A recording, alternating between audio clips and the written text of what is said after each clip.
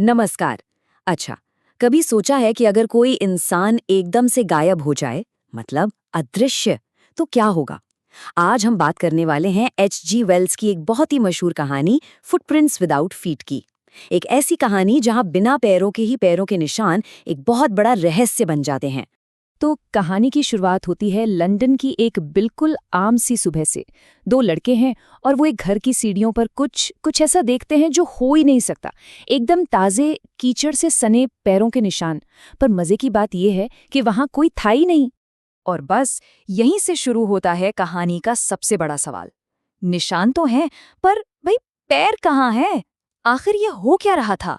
ये सवाल सिर्फ उन लड़कों के मन में नहीं आया, बल्कि यही सवाल हमारे लिए भी इस पूरी कहानी का दरवाजा खोलता है। तो इन रहस्यमयी निशानों के पीछे आखिर है कौन? चलिए जानते हैं। ये कहानी है एक जीनियस वैज्ञानिक की, जिसका नाम था ग्रिफिन। अब ये जो ग्रिफिन था ना, इसका किरदार बड़ा ही अजीब था।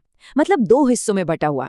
एक तरफ तो वो एक ब्रिलियंट साइंटिस्ट था जिसने साइंस की सारी हदें पार करके इंसान को शीशे की तरह पारदर्शी, मतलब इनविजिबल बनाने का तरीका खोज निकाला था। और दूसरी तरफ वो एक बहुत ही गुस्सैल और कानून तोड़ने वाला आदमी था, जिसे अपनी जबरदस्त खोज के क्या नतीजे होंगे इससे कोई लेना देना नहीं था। और हाँ, उसकी ये जो अदृश्यता थी, ये कोई जादू टोना नहीं था, बल्कि ये तो प्योर साइंस का कमाल था। उसका शरीर एकदम कांच जैसा ट्रांसपेरेंट हो गया था, जिसके आर पार देखा जा सकता था। लेकिन वो कोई भूत वूत नहीं था, वो बिल्कुल सॉलिड था। मतलब उसे छुआ जा सकता था, बस वो दिखाई नहीं लेता था। और पता है, अपनी इस कमाल की पावर का पहला इस्तेमाल उसने किस लिए किया? बदला लेने के लिए। जब उसके मकान मालिक ने उसे घर से निकालने की कोशिश की, तो ग्रिफिन ने गुस्से में आकर उसका पूरा घर ही जला डाला। और बस इस एक हरकत ने उसे एक जीनियस वैज्ञानिक से सीधे सड़क का भगोड़ा बना दिया। तो अब ग्रिफिन बेघर था, बिना कपड़ों के और पूरी तरह से अदृश्य, लंदन की उन बर्फीली सड़कों पर। देखिए, उसकी इस जबरदस्त शक्ति की एक बहुत बड़ी कमजोरी भी थी। उसका शरीर तो इनविजिबल था, पर उसके कपड़े नहीं। तो अगर उसे पूरी तरह से गायब रहना है, तो उसे कड़ाके की ठंड में बिना कपड़ों के ही घूमना पड़ता था। और ठंड तो लगती ही है, चाहे कोई दिखे या ना दिखे, है ना? तो अब समझ आया, हम वापस कहानी की शुरुआत में पहुंच गए हैं। वो दो लड़के असल में ग्रिफिन के ही पैरों के निशान देख रहे थे। सोचिए जरा, उन्होंने अपनी आंखों के सामने कीचड़ में एक नया निशान बनते देखा।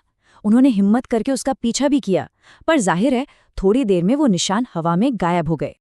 अब ठंड और भूख से उसकी हालत खराब हो रही थी। तो ग्रिफिन ने एक तरकीब सोची। उसने एक बड़े से लंदन स्टोर को बंद होते हुए देखा और चुपके से अंदर घुस गया। उसका प्लान सिंपल था, रात भर के लिए गर्मी, खाना और थोड़ा आराम। और भाई, स्टोर के अंदर तो उसकी जैसे लॉटरी ही लग गई। उसे पहनने के लिए गर्म कपड़े मिले, खाने के लिए किचन से बढ़िया बढ़िया खाना, और सोने के लिए रजाइयों का एक नरम गरम ढेर।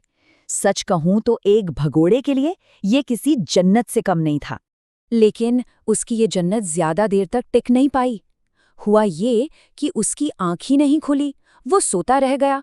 सुबह जैसे ही स्टोर के कर्मचारी आए, उसे पकड़े जाने का डर सताने लगा। अब बचने का तो एक ही तरीका था, जल्दी से सारे कपड़े उतारो और वापस उसी बर्फीली ठंड में भाग जाओ। लंदन की इस भागदौड़ भरी जिंदगी से तंग आकर ग्रिफिन ने सोचा कि कहीं शांत जगह पर जाया जाए। तो वो पहुंच गया आइपिंग नाम के एक छोटे से गांव में। उसे उम्मीद थी कि वहां वो अकेले में शांति से अपना काम कर पाएगा। पर जाहिर है वो गांव में हमेशा के लिए तो अदृश्य नहीं रह सकता था। तो उसने एक प्लान बनाया। उसने एक थिएटर का सामान बेचने वाली दुकान में चोरी की। वहां से उसने अपने चेहरे को ढकने के लिए पट्टियां उठाईं, एक नकली नाक ली और गहरे रंग के चश्मे चुराए। और बस अब वो एक अदृश्य आदमी नहीं था, बल्कि एक बहुत ही अजीब और रहस्यमयी मेहमान बनकर आइपिंग के एक सराय में पहुंच गया। अब सोचिए, एक छोटे से गांव में ऐसा मेहमान आए जिसका पूरा चेहरा पट्टियों से ढका हो, तो क्या होगा? उसका ये अजीब हुलिया और किसी से बात न करने की आदत सराय की मालकिन मिसेस हॉल और पूरे गांव के लिए चर्चा का विषय बन गया। हर कोई बस यही जानना चाहता था कि भाई इन पट्टियों के पीछे आखिर है कौन। और फिर जल्द ही गांव में अजीब अजीब घटनाएं होने लगी। एक रात पास में रहने वाले एक पादरी और उनकी पत्नी की नींद पैसों की खनक से खुली। उन्होंने देखा कि उनकी मेज की दराज अपने आप खुल रही है और पैसे गायब हो रहे हैं, पर कमरे में कोई था ही नहीं। पूरे गांव में एक अजीब सी दहशत फैल गई। इसके बाद जो हुआ वो तो और भी ज्यादा डरावना था। एक दिन मिसेस हॉल और उनके पति ने हिम्मत करके ग्रिफिन के खाली कमरे में झांकने की कोशिश की, और अचानक कमरे का फर्नीचर अपने आप हिलने लगा। एक कुर्सी तो हवा में उड़ी और सीधा उनकी तरफ आई, उन्हें कमरे से बाहर धकेलते हुए।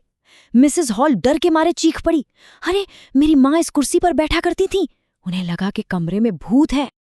अब गांव में हुई चोरी और ये भूतिया घटनाएं, इन सब के बाद गांव वालों का सारा शक अब उसी अजीब पट्टियों वाले मेहमान पर जा टिका था। और फिर ग्रिफिन ने एक बहुत बड़ी गलती कर दी। कुछ दिन पहले ही तो उसने कहा था कि उसके पास पैसे नहीं हैं, वो चेक का इंतजार कर रहा है। लेकिन चोरी के ठीक अगले दिन उसने अपना सारा किराया कैश में दे दिया। बस अब शक यकीन में बदल चुका था। चोर कोई और नहीं बल्कि यही था। फौरन गांव के सिपाही मिस्टर जेफर्स को बुला लिया गया।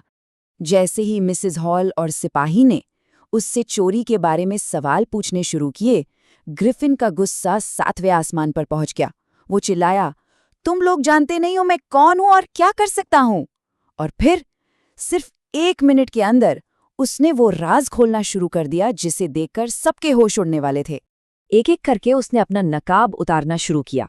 सबसे पहले उसने चेहरे पर लिपटी पट्टियां फेंक दी, फिर अपना काला चश्मा उतारा और उसके बाद अपनी नकली नाक भी खींचकर निकाल दी। वहां खड़े लोग बस हैरान परेशान देख रहे थे कि ये हो क्या रहा है। और आखिर में जो नज़ारा उनके सामने था उस पर यकीन करना नामुमकिन था।